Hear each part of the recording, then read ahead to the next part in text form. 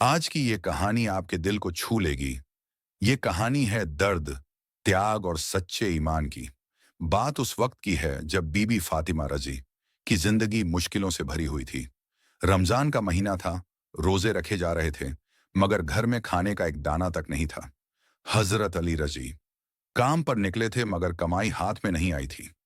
घर के कोने में बीबी फातिमा अपने दो छोटे बच्चों इमाम हसन और इमाम हुसैन को गोद में लेकर बैठी थी।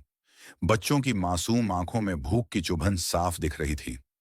अम्मी, आज इफ्तारी में क्या मिलेगा? हसन ने मासूमियत से पूछा।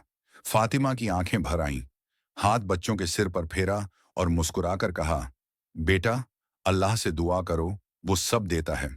इधर शाम करीब आ रही थी, रोजा खोलने का वक्त पास था, मगर घर में इफ्तारी के लिए कुछ नहीं था। तभी दरवाजे पर दस्तक हुई। एक यतीम बच्चा था जो भूख से बेहाल था। फातिमा ने अपने बच्चों के लिए रखे आखिरी दो रोटियां और थोड़ा सा दूध उस यतीम को दे दिया। बच्चे भले भूखे रह गए, मगर फातिमा का दिल तसल्ली में था। अल्लाह की राह में देने वाला कभी खाली नहीं होता। रात हुई। हसन और हुसैन सो गए, मगर उनकी भूख ने फातिमा की आंखों में नींद नहीं आने दी। अली रजी भी लौटे और देखा घर की हालत बेहद दर्दनाक है, मगर फातिमा ने एक शिकायत भी जुबान पर नहीं लाई। अगले दिन फिर वही हालत, फिर रोजा, फिर कोई इफ्तारी का सामान नहीं। इस बार एक गरीब औरत दरवाजे पर आई। फातिमा ने फिर बच्चों के हिस्से का खाना दे दिया। उनके बच्चे भूखे सो गए, मगर फातिमा की दुआओं में ताकत बढ़ती चली गई। तीसरे दिन एक कैदी के लिए इफ्तारी का सामान दे दिया गया। अब लगातार 3 दिन तक खुद भूखे रहकर दूसरों को खिलाने के बाद अल्लाह की रहमत दरवाजे पर दस्तक देने आई। रात को जब अली रजी मस्जिद से लौटे तो नबी करीम सल्लल्लाहु उनके साथ थे।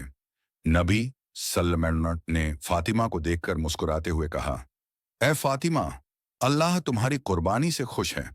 तुम्हारे घर पर जन्नत की बरकतें बरसेंगी। और फिर वाही का जिक्र किया जिसमें अल्लाह ने इन कुर्बानियों की तारीफ की।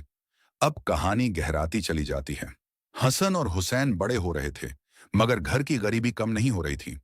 लोग सोचते थे कि रसूल सल्लल्लाहु की बेटी के घर में सब होगा, मगर सच्चाई ये थी कि फातिमा का घर त्याग की मिसाल था।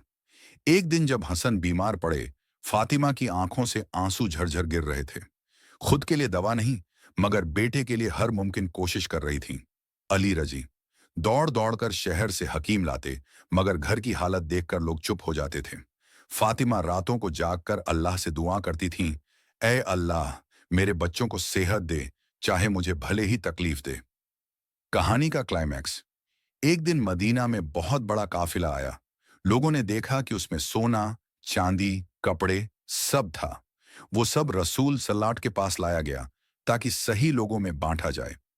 रसूल सल्लल्लाहु ने सबसे पहले फातिमा के घर की ओर रुख किया।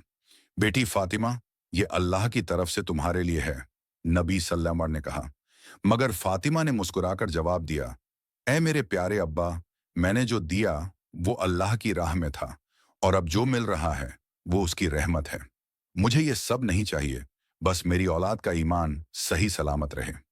आखिरी हिस्से में लोग आज भी फातिमा की कुर्बानी, उनके धैर्य, उनके सब्र को याद करते हैं।